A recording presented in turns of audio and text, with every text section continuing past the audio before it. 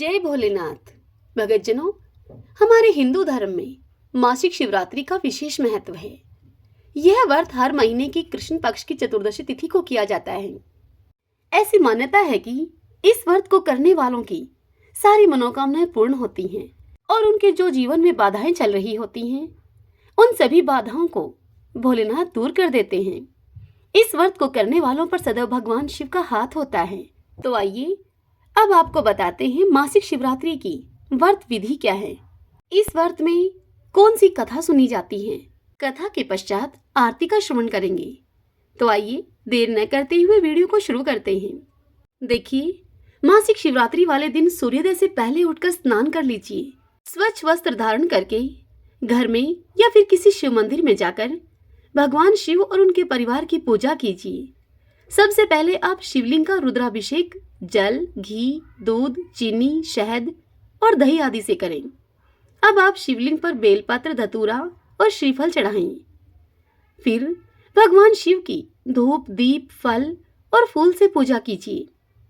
शिव पुराण, शिव स्तुति, शिवाष्टक, शिव चालीसा और शिव श्लोक का पाठ कीजिए। चतुर्दशी व्रत की कथा को सुनिए, तदंतर आरती कीजिए। इतना होने के पश्चात शाम के समय आप फलाहार कर सकते हैं। अगले दिन भगवान शिव की पूजा करें और दान आदि करने के बाद अपने उपवास को खोलें। आइए अब हम इस चतुर्दशी व्रत अर्थात शिवरात्रि व्रत की कथा का श्रवण करते हैं। सभी बोलिए, भगवान शंकर माता पार्वती की जय। श्री शिवाय नमस्तुभ्यं। नैमिषारण्य तीर्थ में उपस्थित ऋषि मुनियों से श्री सूत जी शिवरात्रि व्रत की कथा को सुनाते हुए कहते हैं कि हे मुनियों, ब्रह्मा जी ने जब संपूर्ण जगत की सृष्टि की तब राशियों से काल चक्र उत्पन्न हुआ। उस काल चक्र में सब कार्यों की सिद्धि के लिए 12 राशियां और 27 नक्षत्र मुख्य हैं। इन 12 राशियों और 27 नक्षत्रों के साथ क्रीड़ा करता हुआ काल चक्र के सहित काल जगत को उत्पन्न करता है। ब्रह्मा से लेकर कीट पर्यंत सबको काल ही उत्पन्न करता है और वही पालन करता है और फिर वही संहार कर देता है। एकमात्र काल से ही यह सारा जगत बंधा हुआ है। अकेला काल ही इस लोक में बलवान है, दूसरा नहीं। अतः यह सब प्रपंच कालात्मक है। सबसे पहले काल हुआ, काल से ही स्वर्गलोक के अधिनायक उत्पन्न हुए। तदंतर लोकों की उत्पत्ति हुई। उसके बाद त्रुटि हुई, त्रुटि से लव हुआ, लव से क्षण हुआ, क्षण से निमेष हुआ, निमेष जो कि प्राणियों में निरंतर देखा जाता है। 60 निमेष का एक पल कहा जाता है। 60 पलों की एक घड़ी होती है। 60 घड़ी का एक दिन रात होता है। 15 दिन रात का एक पक्ष माना जाता है। 2 पक्ष का एक मास और 12 महीनों का एक वर्ष होता है। काल को जानने की इच्छा रखने वाले बुद्धिमान पुरुषों को इन सब बातों का ध्यान रखना चाहिए। प्रतिपदा से लेकर पूर्णमासी तक पक्ष पूरा होता है। उस दिन पक्ष पूर्ण होने के कारण ही उसे पूर्णिमा कहते हैं। जिस तिथि को पूर्ण चंद्रमा का उदय होता है वह पूर्णमासी देवताओं को प्रिय है तथा जिस तिथि को चंद्रमा लुप्त हो जाते हैं उसे विद्वानों ने अमावस्या कहा है। अग्निश्वात आदि पितरों को वह बहुत अधिक प्रिय है। ये 30 दिन पुण्य काल से संयुक्त होते हैं। इनमें जो विशेषता है अब आप लोग उसे सुनिए। योगों में व्यतिपात, नक्षत्रों में श्रवण, तिथियों में अमावस्या और पूर्णिमा तथा संक्रांति काल, ये सब दान कर्म में पवित्र माने गए हैं।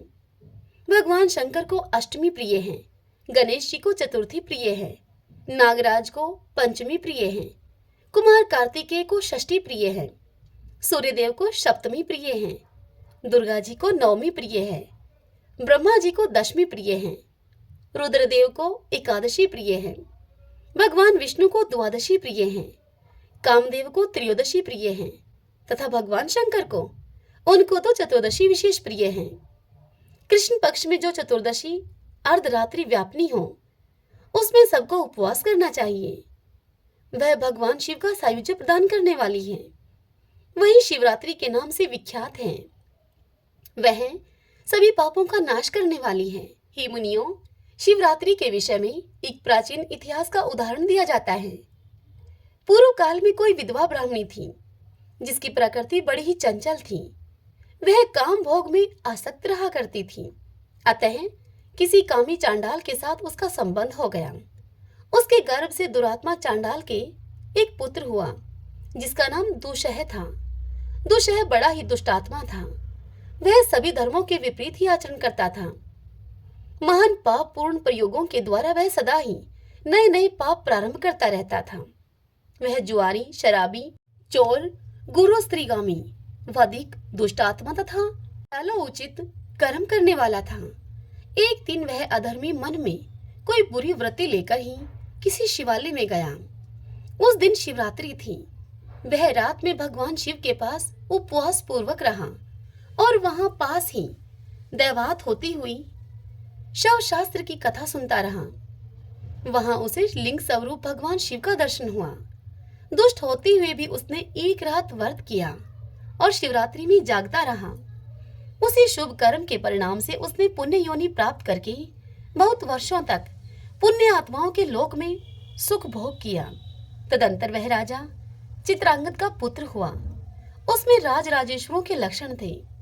वहां वह विचित्र वीर्य के नाम से प्रसिद्ध हुआ। उसका रूप सुंदर था। उसे सुंदर स्त्रियां बहुत ही प्यार करती थीं।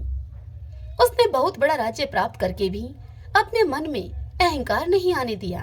भगवान शिव की भक्ति करते हुए वह सदा ही शिव धर्म के पालन में ही तत्पर रहा। शिव संबंधी शास्त्रों को मान्यता देकर वह उन्हीं के अनुसार शिव की पूजा किया करता था। भगवान शिव के समीप यत्न पूर्वक रात्रि में जागरण करता हुआ भगवान शिव की गाथा का वह गुणगान करता और फिर रोमांचित होकर नेत्रों से प्रेम आनंद के अश्रु बहाया करता था। भगवान शिव की कथा सुनने से उसमें प्रेम के सभी लक्षण प्रकट हो जाते थे। उसे देवादिदेव शिव की प्रेम लक्षणा भक्ति प्राप्त हुई। भगवान शिव के ध्यान में निरंतर संलग्न रहने के कारण उसकी सारी आयु व्रत में ही बीती। भगवान शंकर इस संसार में पशुओं अर्थात अज्ञानियों तथा ज्ञानी जनों को समान रूप से सुलभ हैं। इसलिए सुख की प्राप्ति के लिए एकमात्र सदाशिव का ही सेवन करना चाहिए। शिवरात्रि के उपवास से राजा को उत्तम ज्ञान प्राप्त हुआ। उस ज्ञान से सब प्राणियों में निरंतर समभाव का अनुभव हुआ। फिर एकमात्र भगवान सदाशिव ही सब भूतों के आत्मा रूप हैं। इस ज्ञान का साक्षात्कार हुआ। तत्पश्चात यह अनुभव हुआ कि इस संसार में कहीं कोई भी ऐसी वस्तु नहीं है जो भगवान शिव से रहित हो। इस प्रकार उन्होंने अत्यंत दुर्लभ एवं पूर्ण प्रपंचातीत ज्ञान प्राप्त कर लिया। वह ज्ञान विज्ञ पुरुषों के लिए भी अत्यंत दुर्लभ है। फिर औरों की तो बात ही क्या है।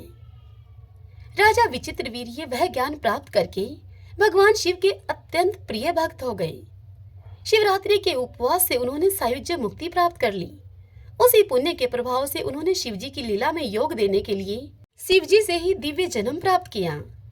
दक्ष कन्या सती से जब शिवजी का वियोग हुआ तब उनके जटा फटकारने के शब्द से उन्हीं के मस्तक से जो वीरभद्र नामक वीर उत्पन्न हुआ वह राजा विचित्र वीर्य ही है। वही दक्ष यज्ञ का विनाशक करने वाला हुआ। इसी प्रकार अन्य बहुत से मनुष्य भी शिवरात्रि व्रत के प्रभाव से पूर्व काल में सिद्धि प्राप्त कर चुके हैं। राजा भरत आदि तथा मानदाता धुंधु कुमार और हरिश्चंद्र आदि नरेश भी इस विचित्र वीर्य के द्वारा किए हुए उत्तम शिवरात्रि व्रत का अनुष्ठान करके ही सिद्धि को प्राप्त हुए हैं। इन सब के अतिरिक्त भी बहुत से कुल इस श्रेष्ठ व्रत के द्वारा तारे गए हैं जिनकी गणना या वर्णन करना संभव नहीं है। देवादिदेव जगदीश्वर शिव ने अपने वीरभद्र आदि असंख्य गणों के साथ कैलाश में राज्य किया है। वहां भगवान रुद्र के साथ ऋषि और इंद्रादि देवता भी उनकी सेवा में उपस्थित रहते हैं। ब्रह्मा जी उनकी स्तुति करते रहते हैं। भगवान विष्णु भी आज्ञापालक सेवक की भांति वहां खड़े होते हैं।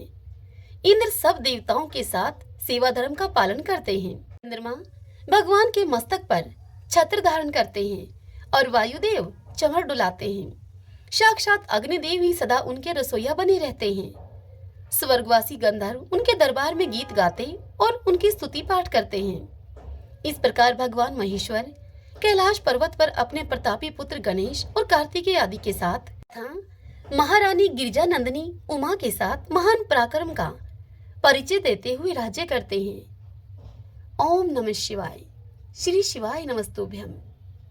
आइए भक्तजनों, अब हम भगवान शंकर की आरती करते हैं। जय शिव ओमकारा, जय शिव ओमकारा, ब्रह्मा विष्णु सदा शिव अर्धांगी धारा।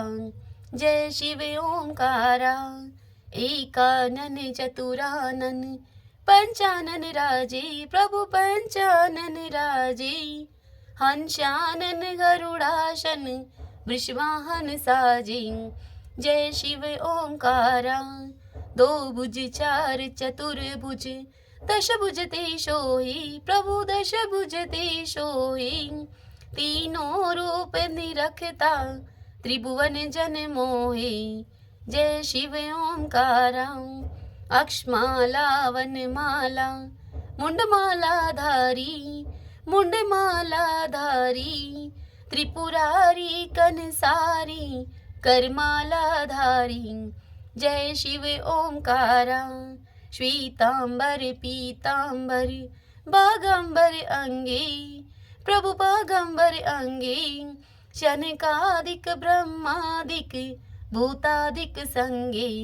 जय शिव ओमकारा, कर में श्रेष्ठ कमंडल, चक्र त्रिशूल धरता, प्रभु चक्र त्रिशूल धरता। जग करता जग हरता, जग पालन करता। जय शिव ओमकारा, ब्रह्मा विष्णु सदा शिव जानत अविवेका, प्रभु जानत अविवेका। प्रणवाक्षर के मध्य ये तीनों एका। जय शिव ओमकारा, त्रिगुण शिव जी की आरती, जो कोई जन गावे, प्रभु प्रेम सहित गावे। कहत शिवानंद स्वामी, मनवांछित फल पावे। जय शिव ओमकारा, जय शिव ओमकारा। मुझे आशा है कि आपके लिए यह कथा और यह आरती उपयोगी रहेगी। यदि ऐसा हो तो इस वीडियो को आप लाइक करें और कमेंट बॉक्स में हर हर महादेव लिखिए। और यदि आप मुझे आज पहली बार सुन रहे हैं तो आप हमारे इस चैनल श्री कृष्ण दीवानी को सब्सक्राइब कर लीजिएगा। बेल आइकन के बटन को भी दबा लीजिएगा, जिससे कि आपको हमारे नए आने वाले वीडियोस की सभी जानकारी, सभी नोटिफिकेशन समय से मिल सके। श्री शिवाय नमस्तुभ्यम।